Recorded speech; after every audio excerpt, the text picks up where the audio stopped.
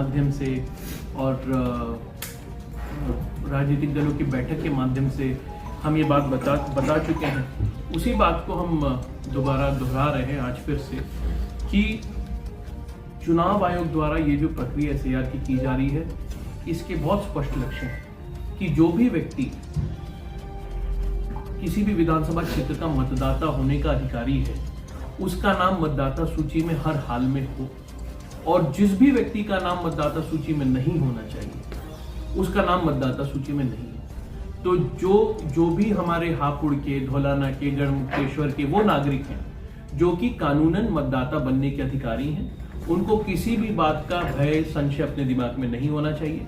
ये प्रक्रिया पूर्ण रूप से स्वच्छ एवं निष्पक्ष है और इस प्रक्रिया का एकमात्र उद्देश्य मतदाता सूची की शुचिता को स्थापित करना है, जिससे कि लोकतंत्र मजबूत हो।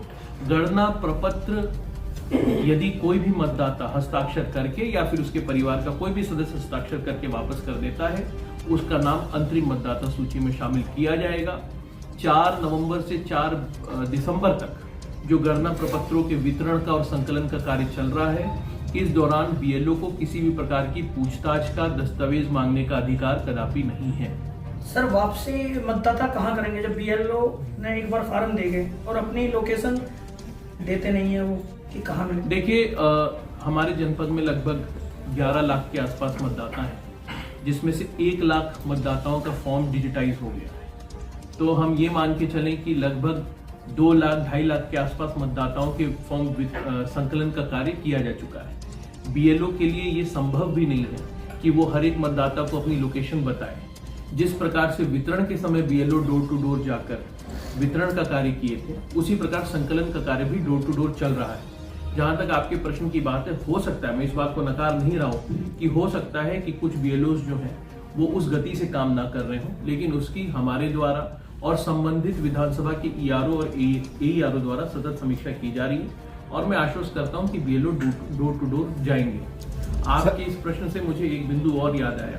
मैं इस अभियान में लगे हुए सभी बीएलओज और इन बीएलओज में हमारे टीचर्स भी हैं, हमारे आंगनबाड़ी कार्यकर्ता भी हैं, हमारे पंचायत के भी कर्मचारी हैं, सुपरवाइजर्स के तौर पर हमारे लेखपाल बड़ी संख्या में लगे हैं, नलकूप विभाग के कर्मचारी हैं और अन्य विभाग के भी कर्मचारी हैं। इन सभी कर्मचारियों को मैं बहुत बहुत धन्यवाद भी करना चाहूँगा कि वो इस प्रक्रिया में पूरे उत्साह और उमंग के साथ हिस्सा ले रहे हैं, लोकतंत्र को मजबूत करने के इस महायज्ञ में अपना योगदान दे रहे हैं। और मैं साथ ही साथ उनसे ये भी अनुरोध करना चाहूँगा कि ये पूरी प्रक्रिया जो है वो अभी चलनी है।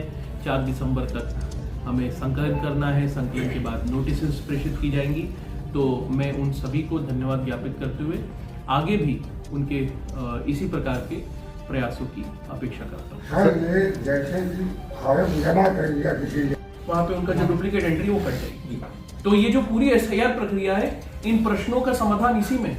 किसी का 2 जगह नाम है, उसे पता नहीं है कि दूसरी जगह भी मेरा नाम है, तो भाई वो एक अच्छे और जिम्मेदार मतदाता और नागरिक की तरह एक जगह अपना फॉर्म जमा करेगा। दूसरी जगह पे जो त्रुटि चली आ रही है वो समाप्त हो जाएगी। जो भी इसी पे आरोप लगाए गए थे, उसका समाधान ये है कि बहुत सारे जैसे नेता ने पीछे करी, उसमें दिखाया गया था एक नाम यहाँ है, एक देखिए राजनीतिक दल और राजनीतिक दलों से जुड़े लोग इस पूरी प्रक्रिया में बहुत इंपॉर्टेंट स्टेक होल्डर हैं। तो किसी भी प्रकार का उनका प्रश्न है उसका हम स्वागत करते हैं, लेकिन पूरे भरोसे के साथ और पूरे विश्वास के साथ मैं आपको ये कहना चाहूँगा कि जिस समस्या की ओर वो इशारा कर रहे हैं कि मान लीजिए किसी मतदाता को नहीं पता, किसी कारणों से उसका नाम 2 जगह है, उस समस्या का समाधान भी इसी एसआईआर प्रक्रिया में ही है। मतदाता को मात्र एक जगह गणना प्रपत्र जो है वो वापस करना है, दूसरी जगह गणना प्रपत्र वापस नहीं करना है। इससे अपने आप दूसरी जगह पे नाम जो है उसका कैंसिल हो जाएगा। उसके बावजूद भी अगर कुछ लोग दोनों जगह अपना नाम शामिल कराने की कुचेष्टा करते हैं और ये प्रयासरत रहते हैं कि हमारा नाम मतदाता सूची में बना रहे, तो एक से ज्यादा गणना प्रपत्र जमा करते हैं, तो जैसा कि मैंने उन्हें बताया, उन्हें चेताया जा रहा है कि ऐसा ना करें। ऐसा करना दंडनीय अपराध है और इसमें 1 साल तक की कारावास हो सकती है। सर, कुछ बीएलओ के द्वारा लापरवाही की जा रही है, कॉलोनी में जा रहे हैं और किसी एक घर को टारगेट करके उसको बुला रहे हैं कि इस फॉर्म को भरवाइए, क्योंकि अगर ऐसा वो करते हैं तो सभी लोग मतदाता जो हैं मतलब पढ़े लिखे नहीं हैं और उस फॉर्म में गलतियां हो सकती हैं। तो उस पर किस तरह से काम किया जाए? देखिए, बीएलओस को कुछ बहुत स्पष्ट निर्देश दिए गए हैं। पहला निर्देश ये दिया गया है कि बीएलओ को डोर टू डोर जाना है, फॉर्म वितरण के लिए भी और संकलन के लिए। फील्ड में कभी कभी ऐसी परिस्थितियां होती हैं जहां पे लोगों को फॉर्म भरने में बीएलओ को मदद करना पड़ता है और ये बीएलओ की वैधानिक जिम्मेदारी भी है। ऐसी परिस्थिति में यदि वहां पे कोई सामुदायिक भवन है, सरकारी भवन है, जहां पे एक साथ लोगों को बैठाकर उनका ओरिएंटेशन किया जा सके, एसआईआर प्रक्रिया के बारे में उन्हें जानकारी दी जा सके कि भाई ये फॉर्म कैसे भरने हैं, कोई भी सार्वजनिक जगह पे, वार्ड में वो नगर पालिका का कोई सामुदायिक भवन हो सकता है, ग्राम पंचायत में वो पंचायत भवन हो सकता है, ऐसी किसी भी जगह पर यदि बीएलओ द्वारा लोगों को बुलाकर ये प्रक्रिया समझाई जा रही तो इसमें कोई गलत बात नहीं है।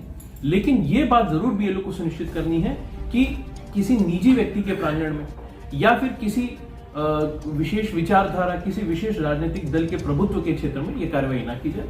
इस प्रकार की कार्रवाई यदि कोई बीएलओ कर रहा है तो उनके विरुद्ध हम कार्रवाई भी करेंगे। वैसे सर जैसे 2 फार्म दिए जा रहे हैं और अब कुछ जगह बीएलओ एक दिखा रहे हैं, उसका देखिए, ये शिकायत 1-2 क्षेत्रों से आई थी।